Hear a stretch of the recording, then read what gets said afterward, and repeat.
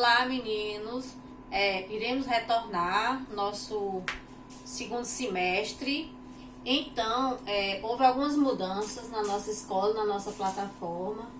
Agora, cada um de vocês vão estar realmente locado dentro de uma sala de aula.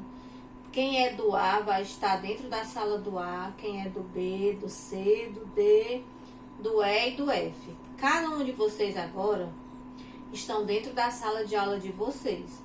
Não precisa mais a gente colar aquela relação nominal de vocês. Basta apenas que vocês, antes de começar a fazer as tarefas, vocês colocam o nome de vocês, para que na hora que gere a planilha, a gente possa visualizar o nome de quem foi que já fez as tarefas. Outra mudança é que nós teremos aula quinzenalmente. Essa semana que se inicia, ela é a semana PA. Nós seremos da semana PA, português, a área das linguagens. Então, essa semana nós teremos a semana inteira de encontro com vocês. Semana que vem, nós não teremos nada com vocês, nós das linguagens. Os professores de português, professor de artes, professor de educação física, professor de inglês. Vai ter aula com vocês somente essa semana. Semana que vem nós não teremos. Semana que vem vai ser outra área. Então, somente daqui de segunda-feira a 15 dias é que nós vamos retornar, certo? Mas uma coisa importante é que, assim, as tarefas vão ser 20 questões. Obrigatoriamente, todas as aulas terão 20 questões de tarefa. E essas tarefas nós vamos fazer uma correção, tá certo? Nós vamos fazer a correção fazendo videoconferência com vocês. A gente vai ser durante essa semana. Eu não sei qual é o dia ainda, mas eu boto na plataforma qual é o dia da nossa videoconferência e vocês vão estar com o celular e nós vamos fazer uma videoconferência. Essa videoconferência é para a gente corrigir as atividades de vocês. Todas as questões elas vão ser corrigidas, uma por uma. Então, você resolva a sua atividade realmente sabendo que está resolvendo. Não é só marcando de qualquer jeito. Você vai fazer porque você vai assistir essa videoaula e vai compreender a explicação da professora. Por isso, você vai resolver. Por quê? Porque lá no dia da correção, eu vou já perguntar a cada um da sala do 7º A, quem foi que fez, e vou querer ver cada um da sala do 7º B, do C, do D e do E. Então, eu vou pedir, no dia da correção, eu vou pedir logo de imediato as tarefas resolvidas. Cada um vai mostrar as suas tarefas resolvidas. Logo em seguida, nós iremos fazer a correção. Então, não pode estar as tarefas resolvidas de qualquer jeito, ou então em branco. Então, temos que ter muita responsabilidade na questão de resolver, ok? Então, essas são as modificações que nós teremos até o final do ano, em dezembro. Nós teremos aula quinzenalmente. Nós teremos uma semana para estar junto, tanto em fazer tarefa, como fazer videoconferência, como fazer videoaula, correção, tudo que tem direito, como se fosse realmente presencial, para que vocês possam realmente aprender mais, tirar dúvida. Foi fazer a tarefa e de repente surgiu uma dúvida, você pode notar lá na sua atividade, para no dia da correção você dizer: olha, tia, eu não resolvi a questão tal porque eu não entendi. Ok? Até aí tudo certo, né? Então, nós iremos fazer uma retomada de conteúdo. Eu não sei se vocês lembram, mas o último conteúdo que nós fizemos, pessoal, foi o sujeito e predicado. Então, eu disse bem direitinho que sujeito era a parte mais importante da frase. O sujeito, ele sempre praticava a ação. E o predicado era o restante da frase, era a parte menos importante da frase. Então, sujeito e predicado foi nosso último conteúdo. Então, agora eu vou fazer uma divisão. Nós não vamos mais estudar só sujeito e predicado.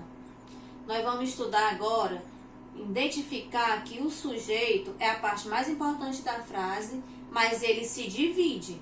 Ele tem os tipos, as variedades.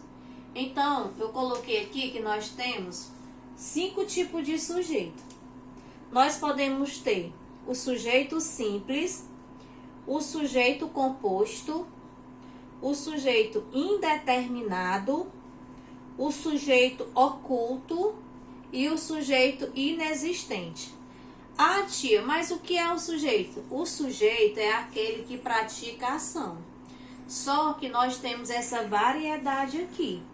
Você vai ter que saber quando é que é simples, quando é que ele é composto, quando é que ele é indeterminado, oculto e inexistente. Você desde já sabe que o sujeito é a parte mais importante. A partir de agora, você vai só classificar. Você leu a frase, identificou quem foi que fez a ação, aí você volta para essas 5 partes aqui para saber, será se ele é simples ou composto, indeterminado, oculto ou inexistente? Algum desses ele vai ter que ser, entendeu? Então, eu vou dizer o conceito de cada um deles, como é que cada um deles se encaixa, para que você consiga resolver dentro das suas tarefas, para que você saiba identificar cada um desses sujeitos. Elaborei uma atividade com 20 questões e todas essas questões estão dentro do sujeito. Eu só coloquei a frase e estou perguntando a você que tipo de sujeito ele é. Então vamos para o primeiro. O primeiro nós temos sujeito simples. Quando é que nós temos sujeito simples? Um sujeito simples é quando na frase existe uma ação sendo praticada por um núcleo no singular ou no plural. Porque nem sempre o sujeito simples, ele é uma pessoa. Ele pode ser um grupo, ele pode ser um bando, uma orquestra, ele pode ser um numeral, ele pode ser um pronome, certo? Então, nem sempre ele pode ser uma pessoa, mas o importante é que você saiba que aquela palavra em si, ela está executando a ação. Se eu disser, uma banda foi tocar na festa, então você pode ver que a parte mais importante aí foi a banda que foi tocar.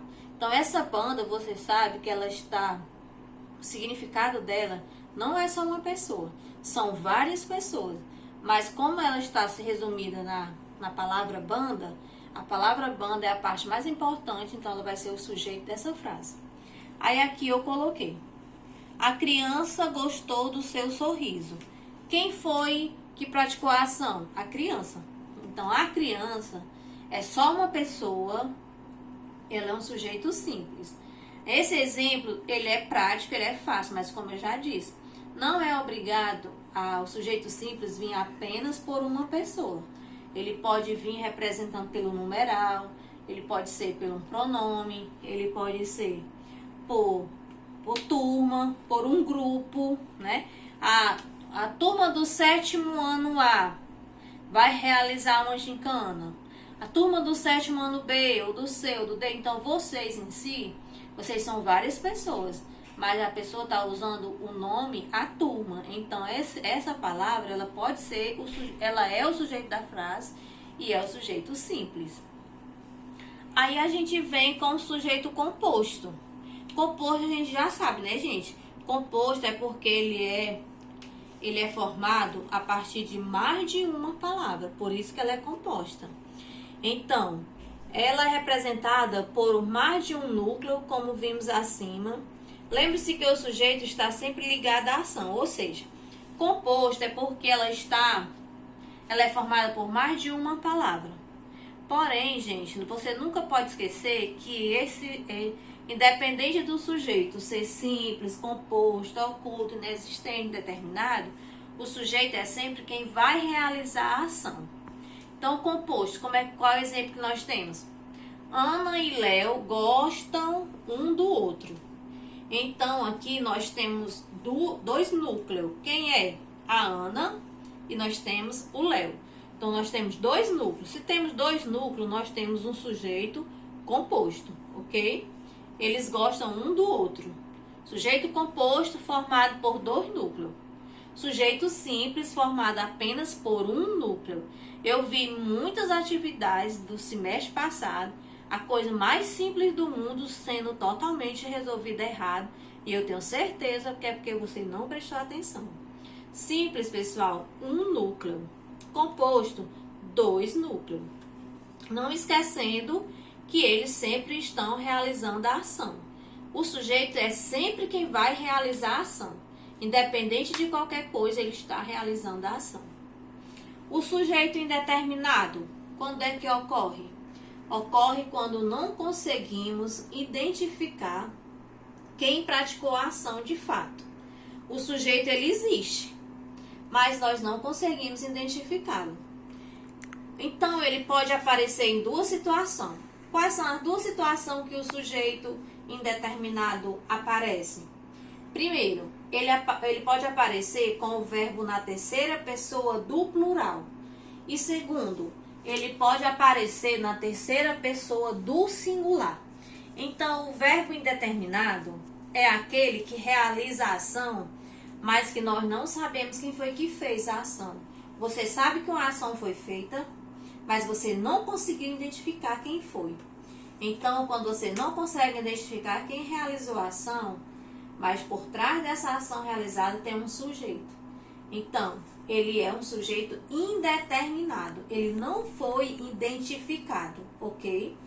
Então, o sujeito indeterminado, nós podemos ter duas situações, já disse. A primeira, o verbo pode estar na terceira pessoa do plural. E a segunda, o verbo pode estar na terceira pessoa do singular. Aí eu vou ler aqui um exemplo. Na terceira pessoa do plural, armazenaram a comida em um depósito. Gente, foi feita uma ação aí. Armazenaram a comida em um depósito. Você sabe quem foi que armazenou? Por trás desse verbo da terceira pessoa do plural, armazenaram, tem gente por trás aí, não tem? Tem. Mas você não sabe dizer de fato quem é essa pessoa. Então, por você não saber quem foi, você vai classificar esse sujeito em um sujeito indeterminado. Tem um sujeito aqui, o sujeito realizou a ação, mas você não sabe quem é. Então, verbo na terceira pessoa, armazenaram. Armazenaram a comida em um depósito. Verbo na terceira pessoa do plural, e você não sabe quem foi, então ele é indeterminado. Verbo indeterminado. Sujeito indeterminado, perdão. O verbo aparece na terceira pessoa do singular. Ao contrário da terceira pessoa do plural, o da terceira pessoa do singular, ele vai sempre vir acompanhada do pronome se. Esse se, pessoal, ele vem sempre. Ó, precisa. Veja que o verbo precisa, ele está na forma singular. Então, o se, ele vai sempre estar aqui como uma partícula passivadora do verbo se. Precisa-se de voluntário. Você sabe quem é que precisa? Não, você não sabe. Por isso, esse verbo precisa, acompanhado do se, que é obrigatoriamente, tem que estar acompanhado do se. Se não tiver, então ele não entra dentro dessa classificação de sujeito indeterminado, viu? Então, o sujeito indeterminado, ele vai aparecer em duas formas. Ele vai aparecer no verbo da terceira pessoa do plural e ele vai aparecer na terceira pessoa do singular. Nas duas formas, em nenhuma das formas, você sabe quem realizou a ação. Fica a incógnita da pergunta, mas quem foi? Mas você vai saber pela questão do verbo. Você vê que o verbo está na terceira pessoa do singular, do plural, perdão. E aqui na terceira pessoa do singular, ok?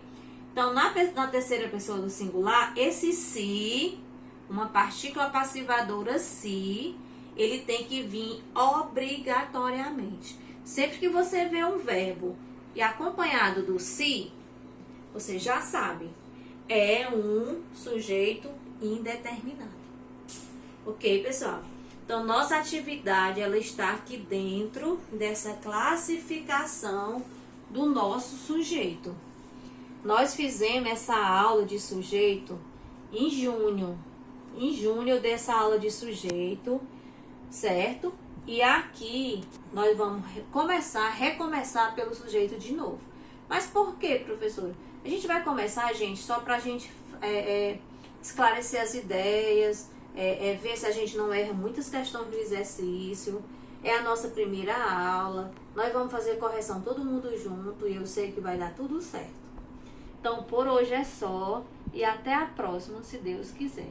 Eu espero que todo mundo esteja bem, que esse nosso retorno seja muito bom, que Deus nos abençoe, que a gente possa estar o mais rápido possível, todo mundo na nossa sala de aula, com a graça de Deus. Amém.